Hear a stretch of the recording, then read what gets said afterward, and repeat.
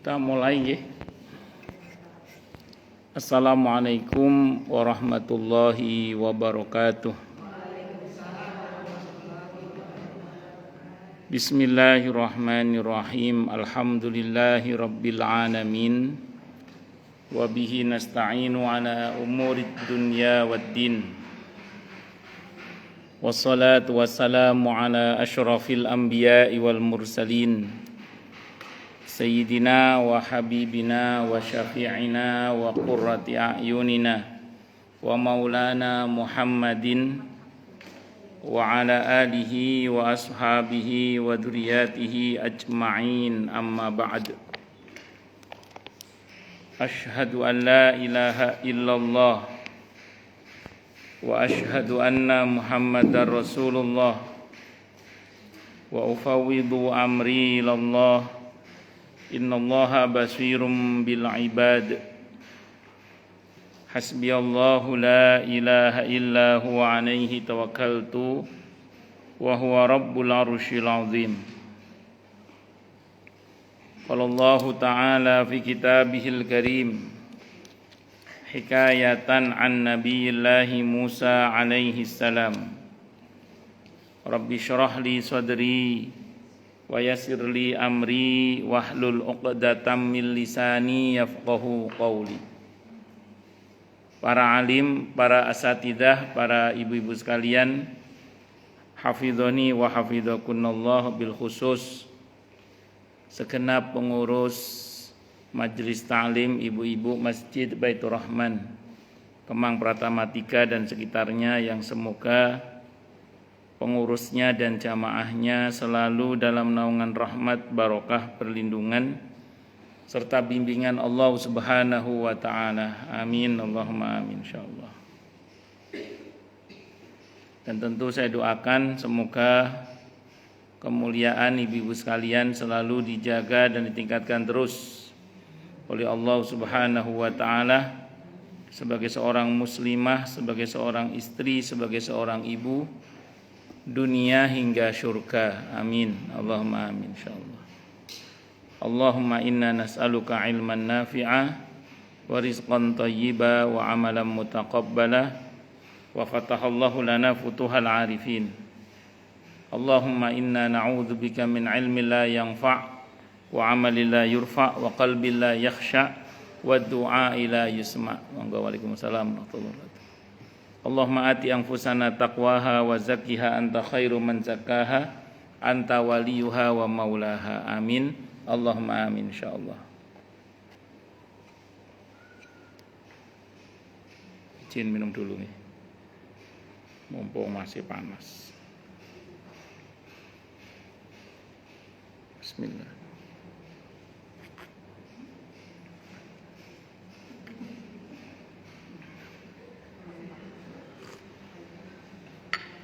Alhamdulillah. Ibu-ibu sekalian, hafidhoni wa hafidhakunallah. Masih melanjutkan kajian kita kitab At-Tadhkirah karya Al-Imam Al-Qurtubi rahimahullah rahmatan wasi'ah wa rahimallahu ulama al-muslimin. Qala al-muallif rahimahullahu ta'ala wa nafa'ana bihi wa bi'ulumihi fid dharaini amin. Bismillahirrahmanirrahim. Ada beberapa syair yang mengandung makna seperti yang telah kami sebutkan di atas. Antara lain dikatakan oleh seorang penyair. Jadi memang dulu ulama itu mengajarkan pelajaran agama di antara itu dan dengan melalui lirik-lirik syair atau lagu ulama-ulama kita dulu, supaya orang itu mudah menghafal, karena memang sesuatu yang mengandung nilai seni tinggi itu menghafalnya lebih mudah. Makanya menghafalkan undang-undang dan menghafalkan lirik lagu itu lebih mudah menghafalkan lirik lagu. Kenapa? Karena lirik lagu itu mengandung nilai seni yang tinggi. Itu seperti itu. Makanya Al-Quran itu mudah dihafalkan. Terbukti bahwa Al-Quran itu ternyata nilai seninya sangat tinggi.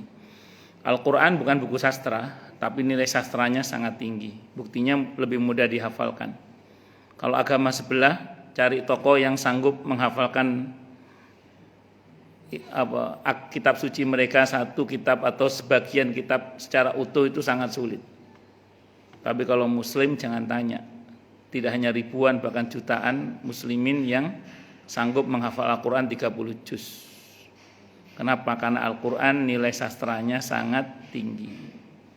Nah, orang dulu itu ya gitu, ngasih pelajaran itu kadang melalui pesan-pesan lagu, pesan-pesan syair atau lirik-lirik syair itu.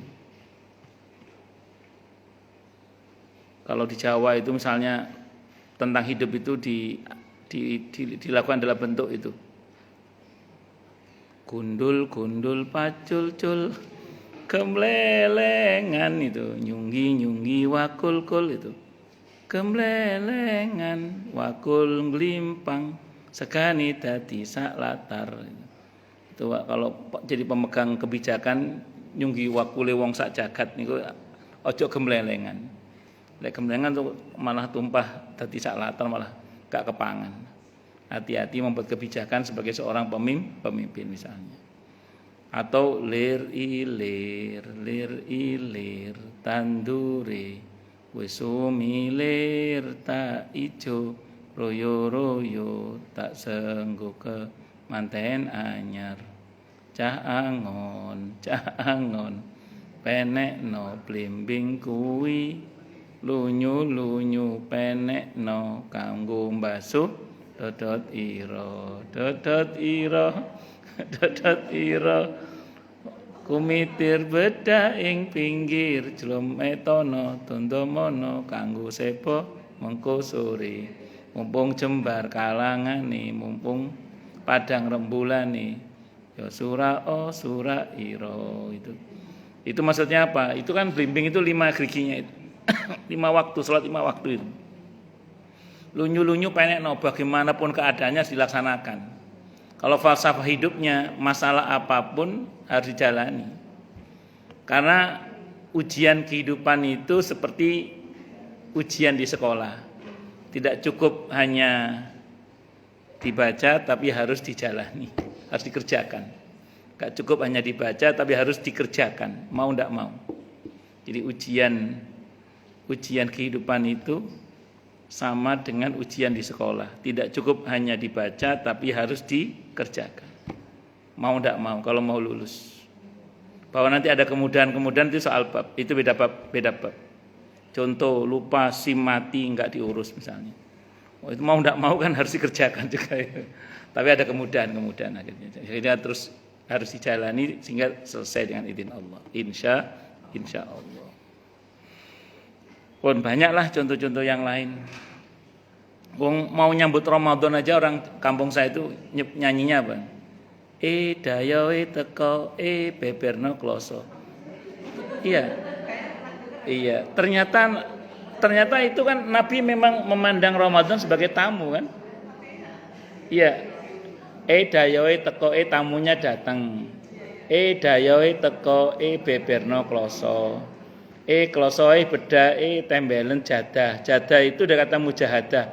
Ini Ramadan mau datang, siapkan kemampuan kita dalam bermujahadah gitu. Iya. Enggak tahu. Pokoknya orang dulu gitu diantaranya. Supaya lebih mudah menghafal. Nah, sekarang sudah banyak lirik-lirik yang dibuat untuk pelajaran-pelajaran itu, baik tajwid, teori nahwu, macam-macam banyak itu. Dari dulu memang gitu para ulama mengajar, termasuk ini diantaranya. Camkan kiamat dalam hati Anda. Hai orang yang terpedaya. Hari langit terguncang keras ketika matahari digulung tuntas. Didekatkan lalu jalan melintas di atas kepala manusia tanpa belas. Ketika berjatuhan bintang-bintang berubah redup rontok berserakan setelah bercahaya terang. Ketika lautan luap ketakutan dan kau lihat ia bergolak gila bagai kobaran api neraka. Ketika gunung-gunung kuat perkasa tercabut sampai ke akar-akarnya, lalu kau lihat berjalan bagai mega. ketika onta-onta mahal harganya dibiarkan terlantar sampai binasa, negeri-negeri sepi, tidak berpenghuni. Jadi memang kiamat nanti keadaannya seperti itu. Jadi ketika kiamat nggak pandang bulu, tua muda harus mengalami itu. Yang pasti kalau untuk kita kiamat sughra. Kalau kiamat kubra insya Allah orang beriman nggak nututi. Dan harus diingat bahwa dunia ini memang akan digulung, dalam arti selesai pentasnya. Seperti yang pernah saya bahas kemarin di pertemuan sebelumnya, bahwa ada orang yang bertanya, bumi sudah begitu bagusnya, kenapa pakai dihancurkan dengan kiamat? Maka seperti diangkatkan oleh banyak para ulama, bumi ini hanyalah panggung sandiwara. Artinya kalau sudah selesai dramanya, ya panggungnya dibongkar. Karena memang dunia bukan tempat tinggal, tapi tempat meninggal. Jadi bumi ini bukan tempat tinggal, tapi tempat meninggal. Karenanya jangan jadikan sebagai tujuan. Nah, dan bumi ini tempat di mana kita berjuang, darul fitan, tempat di mana penghuninya diuji oleh Allah, tempat di mana penghuninya harus berjuang. Kesalahan kita adalah ingin beristirahat di medan juang. Maka saya sering sampaikan, bukan tidak boleh istirahat, boleh istirahat tapi sekedarnya, secukupnya, bukan sepuasnya. Jadi istirahat itu secukupnya, bukan sepuasnya. Kalau mau istirahat sepuasnya nanti di akhirat, di surga. Dunia bukan tempatnya. Saya mohon maaf, seringkali orang di usia tua berkata, saya sudah tua, saya mau istirahat.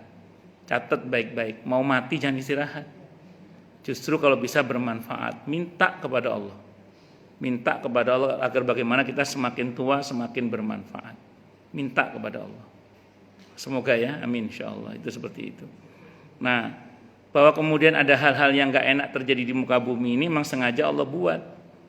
Hal yang gak enak di muka bumi ini memang sengaja Allah buat. Supaya kita tahu bahwa dunia ini memang gak enak. Jadi hal yang gak enak sengaja Allah buat supaya kita tahu bahwa dunia ini memang gak enak. Kalau mau enak terus di mana? Di surga. Jadi kalau sekarang ada yang gak enak, sadari aja, ya memang ini tempat yang gak enak. Karenanya jangan jadikan sebagai tujuan. Dan semua ketentuan Allah diterima. Semakin kita menolak ketentuan Allah, semakin sakit. Maka terima, terus taati perintah Allah.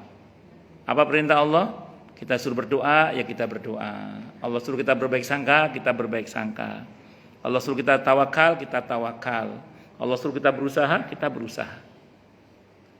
Terima ketentuan Allah, karena menolaknya, semakin kita menolaknya semakin sakit. Semakin kita tidak terima, semakin sakit. Nah, mending terima, ya Allah, ya terima semua ketentuanmu.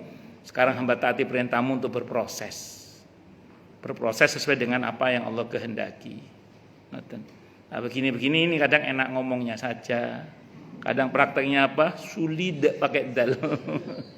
Kadang ya lupa juga itu. Makanya harus terus diingatkan.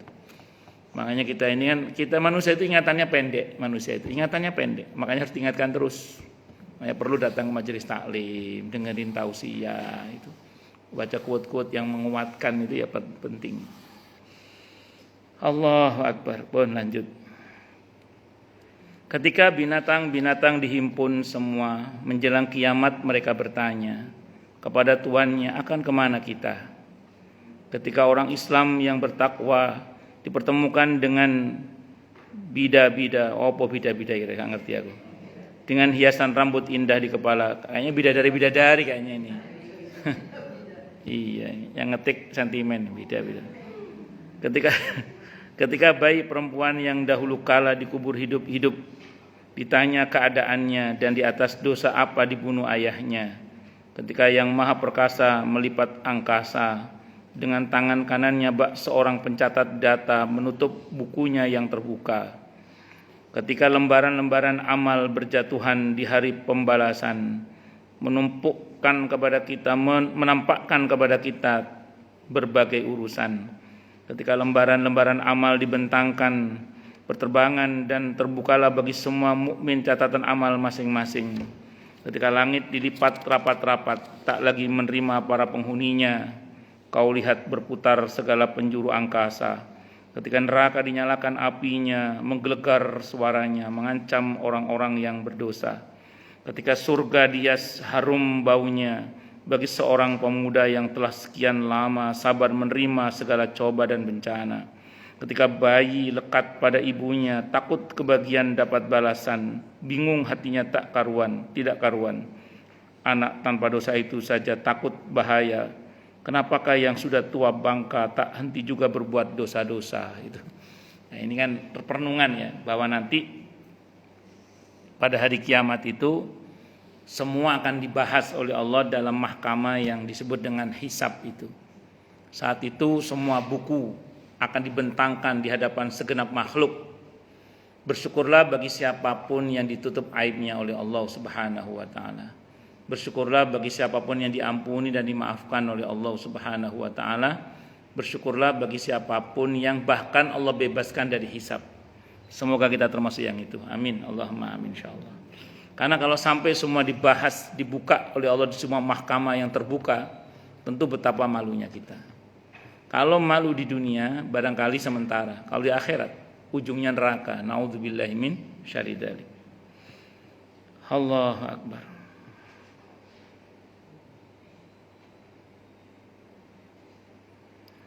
Nanti di yaumil hisab dikumpulkan manusia dengan binatang, bahkan jin. Dan mereka itu ada mahkamah Allah nanti di sana. Tidak luput semuanya dari hisab, termasuk binatang dengan binatang, manusia dengan binatang. Maka siapapun di antara kita yang pernah zalim kepada binatang-binatang atau tumbuhan atau apapun, segera tobat minta ampun kepada Allah mumpung kita masih hidup, karena urusannya berat. Urusannya apa? Berat. Semoga Allah ampun dan maafkan kita semua ya. Amin insyaallah. Enggak harus minta maaf sama binatangnya. Yang penting kita taubat minta ampun sama Allah dan jangan diulangi lagi. Kafaratnya sayangi yang bisa kita sayangi. Sayangi yang bisa kita sayangi. Semoga Allah sayangi kita juga. Amin insyaallah. Itu seperti itu. Nah, tadi pertanyaan menarik, nanti pada hari kiamat yang bayi saja ketakutan, ya kok yang tua bangka kok enggak berhenti dari perbuatan dosa-dosa. Kita tidak usah jauh-jauh nanti kiamat kubro ya, kiamat suhur aja. Saya pernah diundang oleh jamaah saya menemani putranya yang usianya saat itu 19 tahun ya. Anak muda ini dikenal sebagai anak muda yang sangat berani dan kuat, pinter anaknya. Tapi hari itu dia seperti ketakutan. Sampai bapaknya berkata, ini bukan anak saya nggak gini anak saya, dia bilang gitu. Saya datang saat itu, sebenarnya saya sudah menaruh curiga, ini jangan-jangan memang ajalnya. Cuman saya mencoba membesarkan keluarga itu dan mengatakan perkataan-perkataan yang baik, dan memang sunahnya begitu. Kan kira kalau ketemu jenguk orang sakit tidak boleh kita mengatakan kalau kayak gini kayaknya mau mati deh kayaknya. Enggak boleh. Kita harus kasih optimis gitu. Ya walaupun rasa itu tidak bisa dibohongi, tapi ya sudah kita buat dia optimis saja,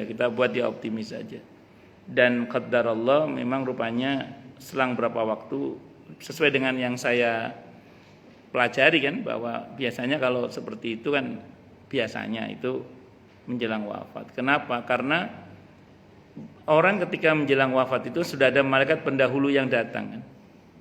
Itu mbok uang orang koyo opo kuate mentali keweden tenanan saestun. Walaupun dia orang yang sangat gagah, kuat mentalnya, itu kalau enggak dikuatkan oleh Allah hatinya, ketakutan betul. Dan betul kata Imam Al-Qurtubi, orang yang enggak pernah ngaji atau orang yang enggak tahu dikira itu jin. Sehingga dia minta nopo di ruqyah. Orang yang enggak ngerti dikira itu jin sehingga orang minta nopo di ruqyah, padahal itu malaikat utusan, malaikat pendahulu tadi itu. Dan betul-betul rapuh memang mentalnya anak itu saat itu, ketika padahal dia kesehariannya dikenal sebagai anak muda yang sangat gagah, berani, kritis, cerdas. Menjelang wafatnya itu betul-betul kata bapaknya mengatakan ini bukan anak saya enggak gini anak saya. Itu seperti itu. Allah Akbar. Itu baru kiamat sughra. Lalu bagaimana dengan kiamat kubro? Dan saya enggak sebut namanya. Saya pernah kenal seorang tokoh nasional karena dia pernah memimpin ormas dalam skala nasional. Beliau ini yang saya kenal kalau ngajar tauhid itu luar biasa, kalau ngajar tauhid. Tapi menjelang wafatnya itu hampir blank beliau itu. Hampir blank. Pokoknya seperti orang yang rapuh itu, orang yang tidak sanggup itu. Itu alhamdulillah beliau punya kenalan orang-orang baik sehingga kadang dikuatkan oleh teman-temannya itu. Artinya saya melihat gini, ini seorang ustadz senior, sepuh. Ustadz senior, sepuh, ngajar tauhidnya luar biasa, tokoh pergerakan. Tapi menjelang wafatnya dia ketakutan. Artinya apa? Kita ini tidak boleh sok-sokan, wah aku ustadz, aku ngaji, saya ketua MTI, saya bagian ngubungi ustadz, kata Bu Rahmi. Gak cukup itu. Tetap kita butuh agar hati kita dikokohkan. Makanya kan ketika Nabi berada di kubur itu, Nabi mengatakan doakan saudaramu itu dengan kekokohan, keteguhan. Karena yang berkuasa memberikan keteguhan dalam hati itu hanyalah Allah. Bisa dimengerti? Nah, maka semua itu tidak akan menakutkan bagi orang-orang yang hatinya diteguhkan oleh Allah Subhanahu wa taala. Makanya sahabat Bilal ketika menjelang wafatnya beliau bahagia. Ketika keluarganya sedih, sahabat Bilal mau meninggal, kata sahabat Bilal, kamu jangan sedih. Aku mau ketemu dengan kekasihku Nabi Muhammad SAW dan para sahabatnya. Jadi justru adalah sesuatu hal yang sangat membahagiakan. Jadi ada beberapa orang itu menjelang wafatnya justru bahagia, justru senang. Kenapa? Karena memang hatinya ditenangkan oleh Allah. Menghadapi malaikat maut itu enggak ada gentarnya sama sekali. Kenapa? Karena memang hatinya ditenangkan oleh Allah Subhanahu wa taala. Dan berapa banyak orang yang tampak gagah dalam kehidupannya begitu rapuh di hadapan kematiannya. Untung masih selamat aja, masih terselamatan iman Islamnya masih alhamdulillah. Itu seperti itu. Nah, makanya jangan remehkan doa Rabbana la tuzigh qulubana ba'da idh hadaitana wa hab lana min ladunka rahmah innaka antal wahhab. Jangan remehkan doa ya muqallibal qulub tsabbit qalbi ala dini. Itu seperti itu. Jadi saya termasuk yang secara di dunia nyata yaitu ketemu dengan orang-orang yang tampak gagah dalam pelajaran agamanya, tapi begitu menjelang wafatnya begitu rapuhnya itu saya pernah tahu. Tapi saya termasuk juga pernah tahu ada sebagian orang yang menjelang wafatnya itu begitu tenangnya, begitu baiknya. Itu semua terkembali pada Allah. Makanya kita nggak boleh kepedean. Itu seperti itu. Bahkan yang saya pernah ceritakan di sini ya. Ada seorang ustadz senior yang levelnya Quran Sunnah lah kalau bahasa kita. Berarti kan pelajaran tauhidnya mantep nggih. Itu begitu kena ged apa Bu dokter? Nggih Bu niku. Saya enggak pede kalau ngomong gitu. Itu beliau sampai pada tingkatan halu. Awalnya halunya apa coba? Awalnya halunya pengen menceraikan istrinya. Halunya awalnya. Belakangan pas dikonsultasikan di grup kami, termasuk saya yang dimintai nasihat saat itu, diminta untuk memberikan nasihat maksudnya saran itu. Beliau halunya sampai pengen murtad. Naudzubillah. Padahal itu ustadz senior labelnya Quran Sunnah.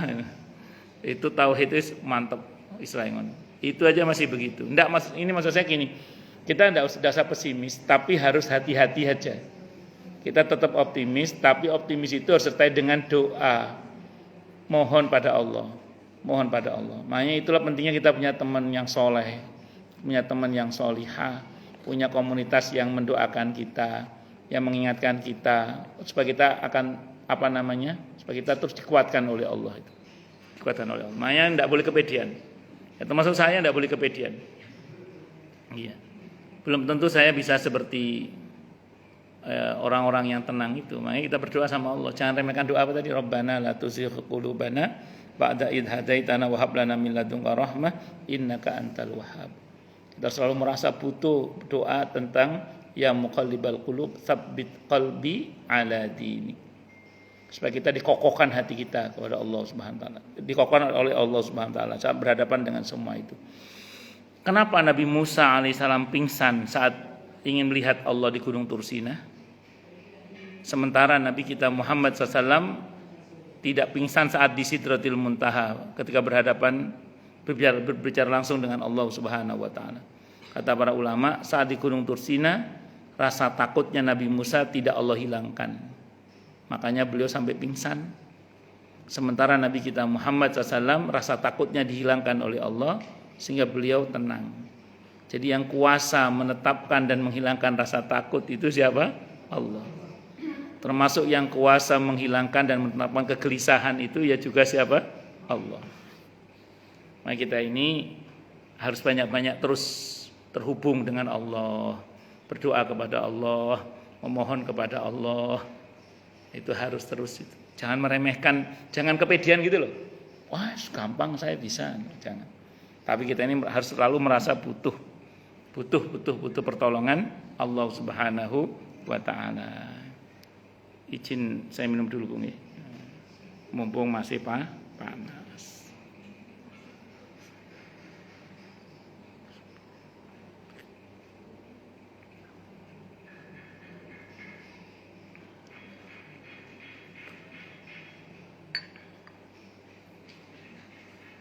Alhamdulillah. Bismillahirrahmanirrahim.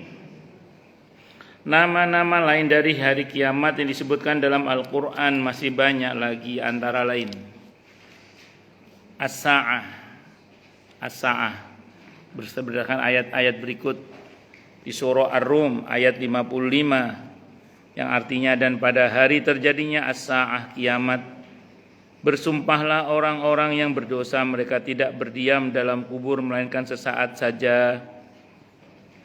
Dan pada hari terjadinya As-Sa'ah, kiamat, orang-orang yang berdosa terdiam berputus asa. Ar-Rum ayat 12. Ar-Rum ayat 14, pada hari terjadinya As-Sa'ah, kiamat, di hari itu mereka manusia bergolong-golongan. Ya, di Al-Mu'min, Al-Ghafir atau Al-Mu'min ayat 46. Dan pada hari terjadinya As-Sa'ah, diikatkan kepada malaikat,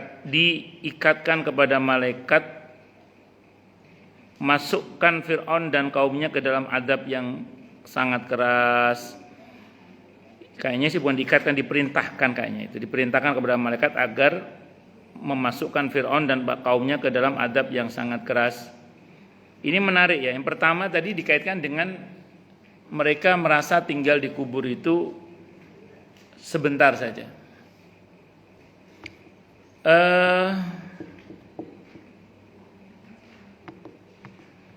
Memang gini, ini harus saya terangkan ini, karena dari ayat ini ada orang yang mengingkari siksa kubur soalnya. Tapi kalau kita baca yang 46 Al-Mu'min tadi itu justru tentang siksa kubur kalau itu. Nah, saya mau terangkan dulu gini. Jadi sebelum kiamat terjadi, itu kan ada barzah namanya, barzah. Sebelum barzah ada dunia, kita sekarang masih di dunia. Setelah ini mau tidak mau, suka atau tidak suka, dengan senang hati atau terpaksa, semua kita cepat atau lambat harus masuk ke alam berikutnya, namanya alam barzah. Di situ ada kehidupan, bukan nggak ada kehidupan, di barzah itu ada kehidupan. Terus nanti setelah itu kiamat. Nah, ketika kiamat itu semua memang dimatikan. Kemarin di bab tentang trompet itu kita sudah sangkakala sudah kita bahas ya. Semua dimatikan, ada yang mengatakan dipingsankan. Untuk kemudian dibangkitkan. Itu namanya yaumul ba'ats. Setelah kiamat ada namanya apa? Yaumul ba'ats. Nah, pas dibangkitkan itu terjadi obrolan. Berapa lama kamu tidur? Ya, paling sehari atau setengah hari lah. Nah, itu. Padahal dia sudah sekian puluh tahun akhirat, puluhan tahun akhirat ya, mereka tertidur itu. Karena dalam hadis Sahih Muslim, begitu kiamat terjadi, semua mati, hanya Allah saja, kecuali yang dikecualikan oleh Allah. Kecuali yang dikecualikan oleh Allah. Kalau Allah pasti tidak mati kan. Terus kemudian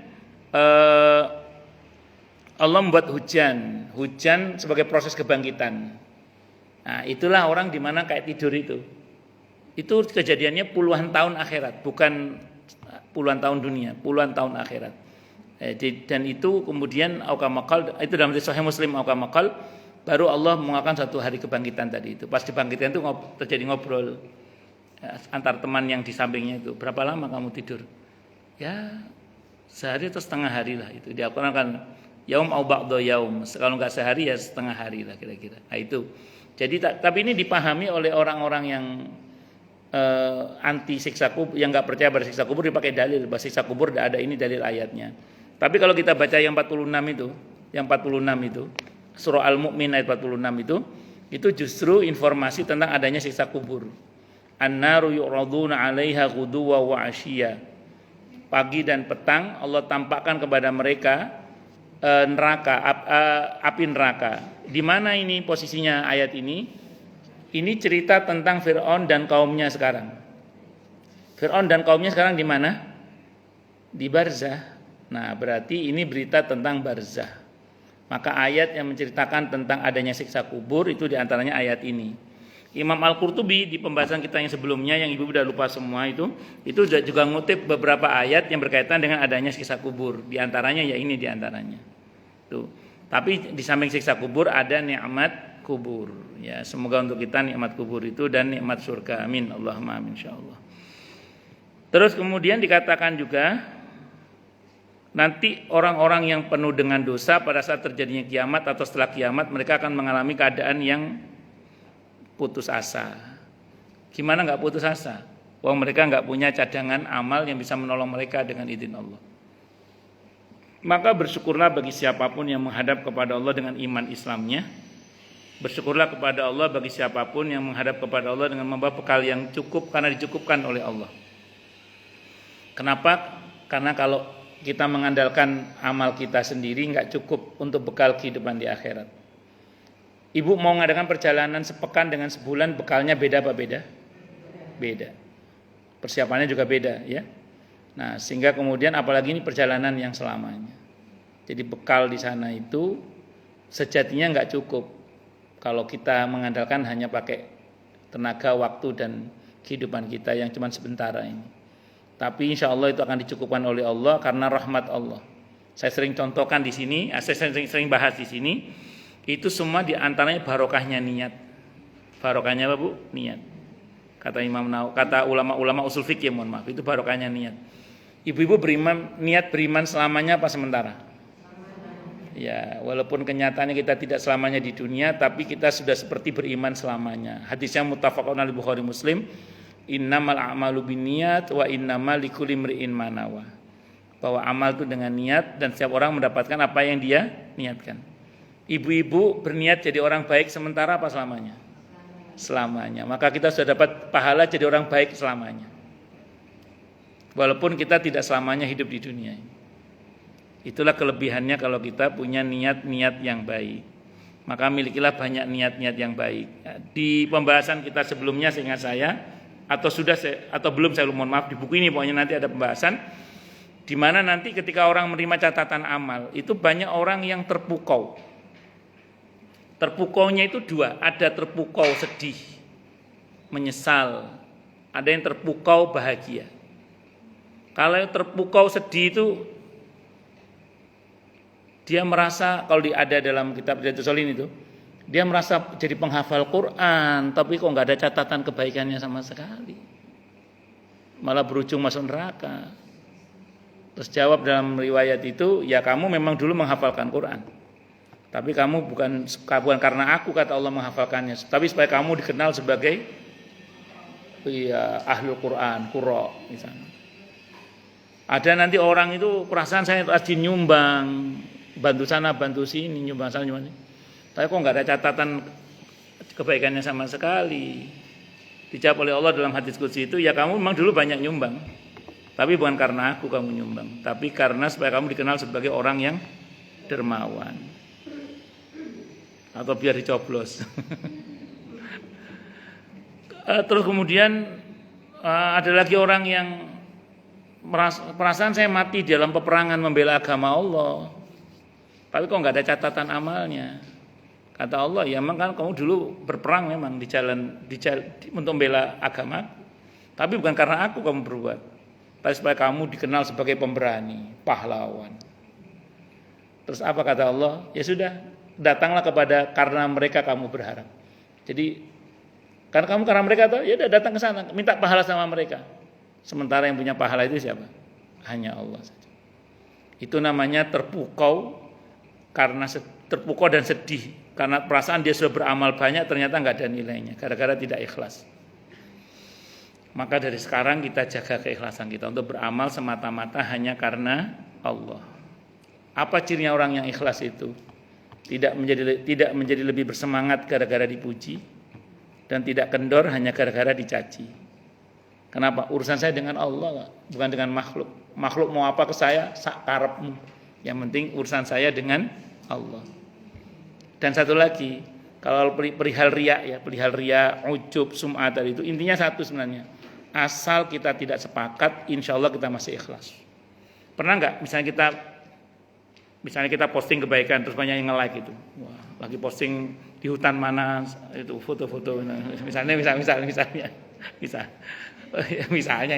yang nge-like banyak. Terus kita mulai kembang kempis. Mulai seneng gitu ya. Mulai seneng dengan pujian orang gitu maksudnya. Itu asal kita gini. Enggak. Alhamdulillah. Semua ini karena Allah. Jadi kalaupun dipuji itu bonus saja. Kalaupun dipuji oleh orang itu hanya bonus saja. Semua tetap Allah. Selama kita terus berjuang begitu, Allah Maha tahu bahwa kita enggak sepakat dengan riya itu. Tapi kalau kita terlena, memang saya terlena gitu. Kalau terlena begitu ya sudah, berarti kita riya saja. Kalau awalnya terlena terus kembali tobat, tidak usah khawatir. Yang dinilai yang tobatnya itu. Pokoknya memang hidup itu perjuangan terus. Perjuangan untuk tetap menjaga hati itu supaya ikhlas semata-mata hanya karena Allah itu. Ngoten nggih, yang penting jangan disepakati nggih bisikan setan itu ikhlas karena Allah gitu aja. Itu seperti itu. Allahu Akbar. Dan memang gini. Saya itu ini pukulan untuk orang-orang seperti saya lah gitu ya. Yang satu saat itu ini maksud pelajaran. Saya itu punya teman namanya Ustadz Adni itu. Beliau itu suatu saat mimpi ketemu dengan jamaah beliau lah gitu. Mimpi. Beliau ini nanya kabar, jamaahnya ini sudah meninggal. Ditanya, Pak, gimana kabarnya di alam barzah sana gitu. Alhamdulillah Ustadz, baik. Pokoknya saya diceritakan kebahagiaannya di alam barzah. Beliau seneng gitu. Terus kata Ustadz Adni, bagaimana kabarnya si Ustadz ini yang meninggal terlebih dahulu.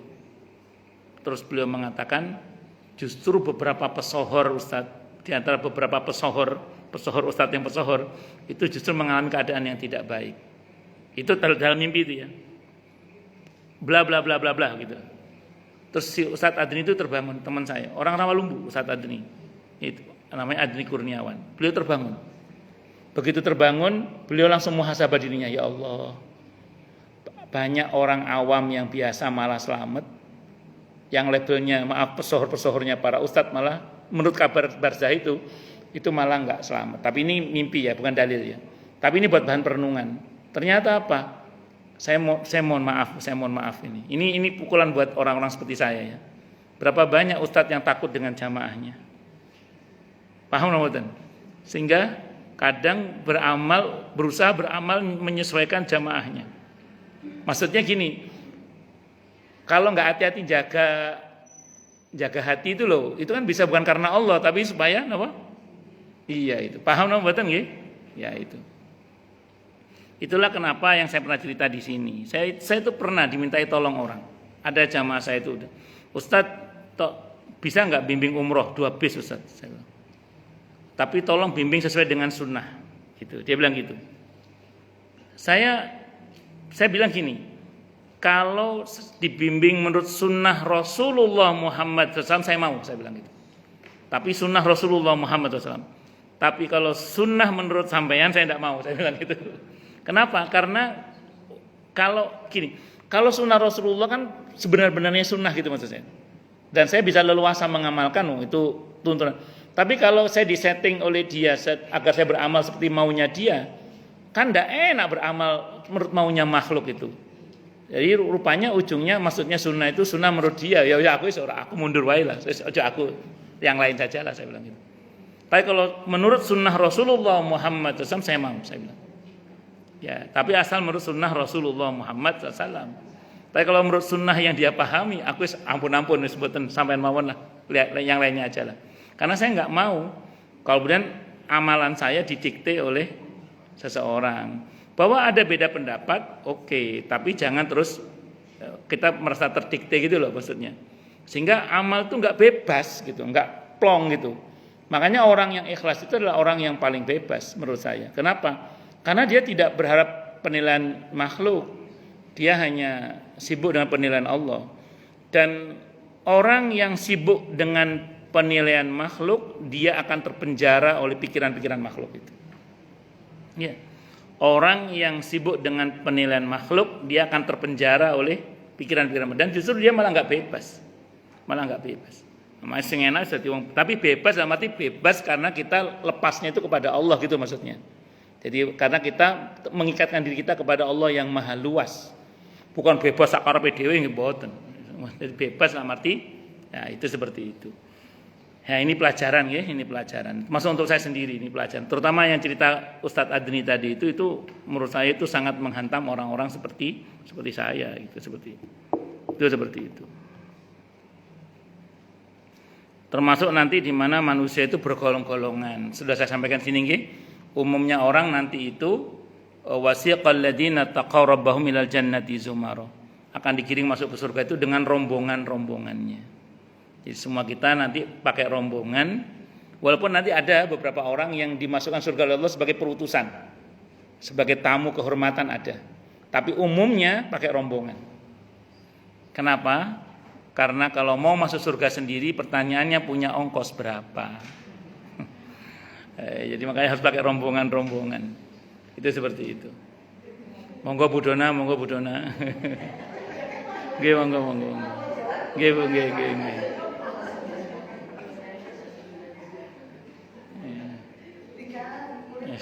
Masya Allah. Murid telatan.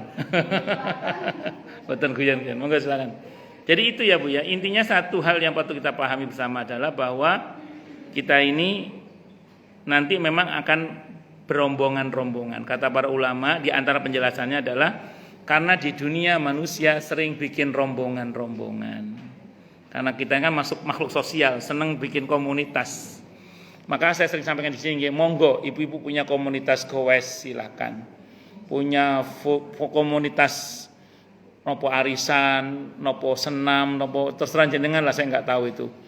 Tapi harus punya komunitas kayak gini harus ada ini, harus yang majelis ilmu kayak ini harus ada. Yang insya Allah dan semoga ini sambungnya sampai ke pusat rombongannya yaitu majelisnya Rasulullah Muhammad sallallahu alaihi wasallam itu harus ada. Nah, itu ya Bu ya diantaranya yang nanti akan kita alami di akhirat nanti diantaranya kita akan masuk semoga kita untuk kita rombongan surga ya amin Allahumma. Karena kan neraka pun pakai rombongan juga. Iya kan neraka juga pakai rombongan juga. Ya, semoga untuk kita yang surga ya. Amin. Allahumma amin insyaallah. Dan masih banyak lagi ayat-ayat yang serupa dalam Al-Qur'an. Adapun kata as-sa'ah itu sendiri adalah kata yang dalam bahasa Arab digunakan untuk menyebut sepenggal waktu yang tidak tertentu batasnya. Tapi dalam praktek sehari-hari ya berarti 1 jam yakni 1/24. Bagian dari 1/24 bagian dari sehari semalam yang merupakan pangkal hitungnya dari keseluruhan waktu. Tapi jika orang Arab berkata af'alu kadza sa'ah, maksudnya saya melakukan sebegini saat ini dalam artian waktu yang sedang dialami dan waktu berikutnya yang mendekati. Dan bila diucapkan secara mutlak maka kata as-sa'ah dengan alif dan lam arti yang sebenarnya ialah waktu yang sedang kamu jalani, yakni yang disebut pula sekarang. Adapun kalau hari kiamat disebut as-sa'ah barangkali karena dekatnya ya. Sebab apapun yang datang adalah dekat. Atau mungkin juga sebagai peringatan agar orang tidak melupakan peristiwa-peristiwa besar yang bakal terjadi di waktu itu dan melumatkan kulit dan mematahkan tulang. Jadi kalau untuk hal yang akan datang 10, 20, 100, 1000 tahun itu tetap dekat. Tapi sedetik yang lalu itu jauh. Kenapa? Karena kita tidak akan pernah kembali lagi, kecuali pakai mesin lorong waktu. Ada yang lain mengatakan, dan ada pula yang mengatakan disebut as-sa'ah karena kiamat itu akan datang secara tiba-tiba dalam sesaat. Ada yang lain mengatakan disebut as-sa'ah karena Allah Ta'ala akan menyuruh langit menghujankan air kehidupan untuk menumbuhkan jasad-jasad dari dalam kubur masing-masing atau dari mana saja yang mereka terdampar, baik itu di laut ataupun di darat. Jasad-jasad itu akan tumbuh hidup dan bergerak sendiri berkat adanya air kehidupan itu, meskipun belum ada rohnya. Kemudian dipanggillah roh-roh, maka datanglah roh orang-orang mukmin bercahaya dan roh orang-orang kafir gelap gulita. Bercahaya dan tidak bercahayanya kita kembali pada amal kita. Di antara amalan yang buat badan kita nanti bercahaya adalah wudu, di antaranya wudu. Setelah Allah memanggil roh-roh itu, maka dia melemparkan mereka ke dalam sangkakala. Lalu disuruhnya Israfil meniup sangkakala itu, dan apabila sangkakala itu ditiup, maka roh-roh itu pun keluar darinya. Lalu disuruh menemui jasad masing-masing, maka datanglah roh-roh itu dengan segera menemui jasadnya sendiri-sendiri, lebih cepat dari kedipan mata. Demikianlah kenapa kiamat disebut as-sa'ah. Dalam bahasa Arab dikatakan hiya sa'i, dia berlari cepat. Kata jamaknya sa'ah. Begitu pula apa itu? Ba'i dari kata ba'ah, ba'i dari kata ba'ah. Yes, doi dari kata ba'ah, doi dari kata jamaknya do'ah. Dan kail jamaknya kalah. Gitu maksudnya Pak, ini bahasa ya. Hari kiamat disebut as-sa'ah dimaksudkan segala sesuatu yang terjadi di hari itu berlangsung cepat bagaikan kedipan mata. Ya, seperti sang pengendali itu bahkan lebih cepat daripada kedipan mata. Demikian kata At-Tirmidzi Al-Hakim. Wallahu a'lam bishawab. Baik, silakan Bu yang mau tanya, protes, marah boleh silakan. Nggih, monggo. Nggih, monggo. Nggih, monggo.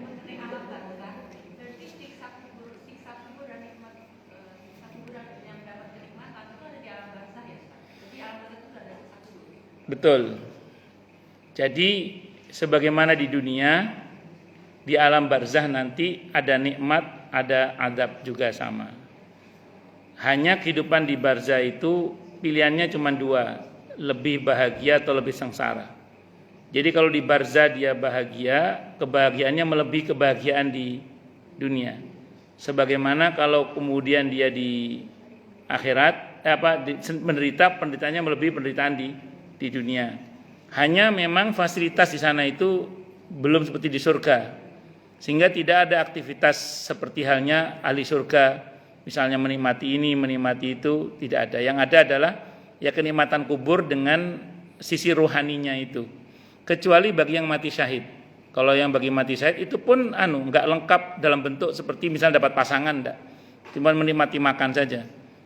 Jadi memang kalau bahasa sederhananya kenikmatan barzah itu masih terbatas, sebagaimana di dunia yang juga masih terbatas. Kalau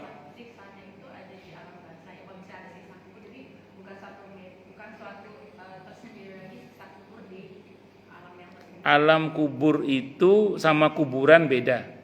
Kalau kuburan yang kita ziarah itu kuburan, alam kubur itu dimensi lain. Ya, jadi dimensi gaib, maksud dimensi gaib. Bahwa kadang ada keterkaitan antara kuburan dengan alam kubur, iya. Sudah kita bahas di pertemuan sebelumnya atau dalam kitab Ar-Ruh Ibnu Qayyim, yaitu dibahas bahwa kadang begitu dahsyatnya yang terjadi di alam ruh itu sampai berdampak ke alam ragawi, ke alam ya duniawinya itu, saking dahsyatnya. Saya kira itu, wallahu alam.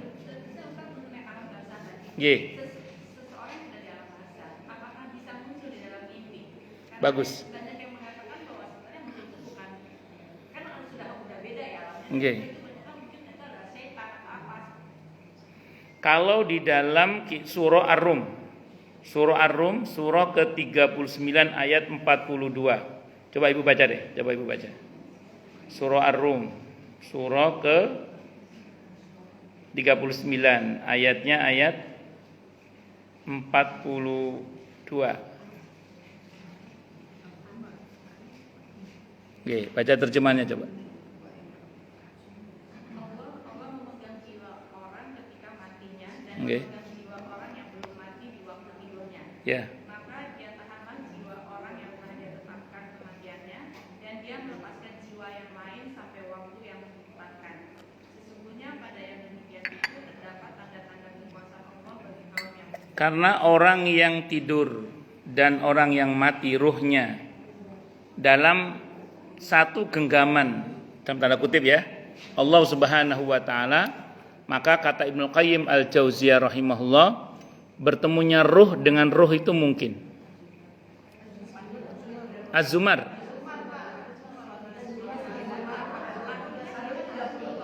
Saya ngomong apa tadi?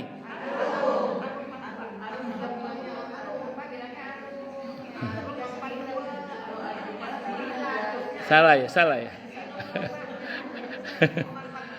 Iya. Ya, Ar-Rum ayat 42. Ibu tadi ngomong, tapi terjemahannya kok betul? Iya. Az-Zumar ya. Baca lagi Bu, Az-Zumar ayat 42. Iya. Tadi Ibu terjemahannya udah betul? Iya kok betul Ibu? Lah iya betul. Saya ngomongnya Ar-Rum. Ya wes. Ya wes.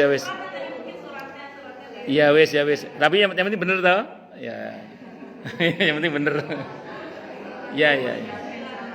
Ya yang penting bener.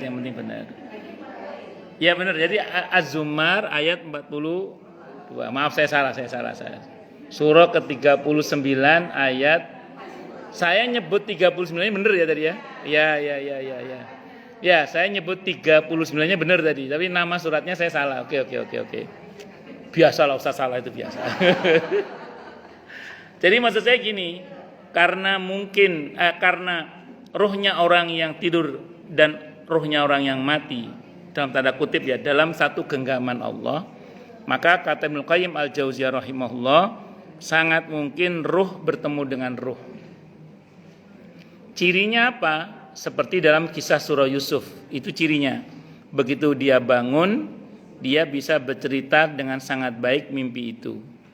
Jadi kalau ibu misalnya Nun Sewu tidur, mimpi ketemu sama Pak Arif. Betul Pak Arif ya? Pak Arif apa Pak Alif? Pak Arif ya Bu? Pak Arif. Allah yang Pak Arif. Terus ibu bisa bercerita dengan sangat baik mimpi itu. Maka insya Allah itu pertemuan ruh dengan ruh. Ruh ibu sedang bertemu dengan ruhnya Pak Arif. Ya. Kalau ibu mimpinya tadi gimana nggak jelas, nah itu berarti bunga tidur saja. Tapi kalau ibu bisa bercerita dengan sangat baik mimpi itu, maka bisa jadi memang itu pertemuan ruh dengan ruh. Saya kira itu. Wallahu a'lam bishawab. Moga yang lain silakan kalau ada. Ya, monggo Bu.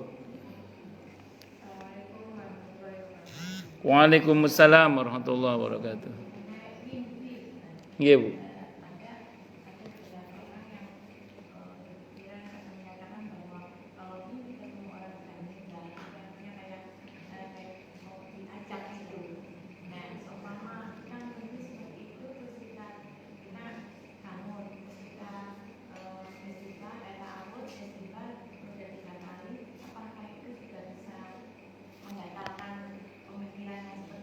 Bagus. Nggih, wa jazakillah khairan. Belum tentu juga sih kalau kita mimpi ketemu sama orang yang sudah meninggal berarti kita diajak. Belum tentu juga, karena Nabi kita Muhammad SAW ketika mimpi ketemu sama Nabi Ibrahim, terus kemudian mimpi dengan para nabi-nabi yang lain dalam satu hadis yang cukup panjang dalam kitab Riyadhus Shalihin itu, beliau masih belum waktunya meninggal saat itu, ya beliau masih lama juga. Jadi belum tentu juga kalau kita mimpi ketemu dengan orang yang sudah wafat berarti kita diajak, belum tentu juga. Ya kalau diajak ya tinggal nggak mau aja, enggak tahu. Nah menarik kalau misalnya ibu merasa khawatir, ini kalau ibu merasa khawatir, nggih. Kalau ibu merasa khawatir, ibu kalau di hadis tentang mimpi yang hadisnya sahih itu akamakal, ibu diperintah untuk ambil wudu, sholat 2 rakaat, berlindung kepada Allah dari keburukan mimpi itu atau makna yang buruk dari mimpi itu. Nah, kalau maaf sebagian ibu-ibu mungkin sedang menstruasi karena lagi menstruasi dan tidak bisa sholat ya, maka silakan berlindung kepada Allah dengan isti'adzah, terserah mau istighfar mau apapun. Terus sarannya sih meludah ke kiri, ya khawatirnya itu godaan setan gitu. Wallahu a'lam bishawab. Ngoten nggih Bu nggih. Monggo yang lain silakan, monggo Bu Dokter. Bu Dokter dulu nggih.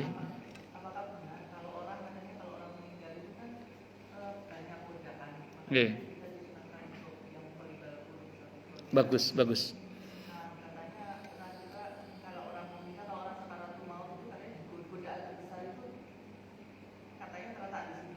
Oke.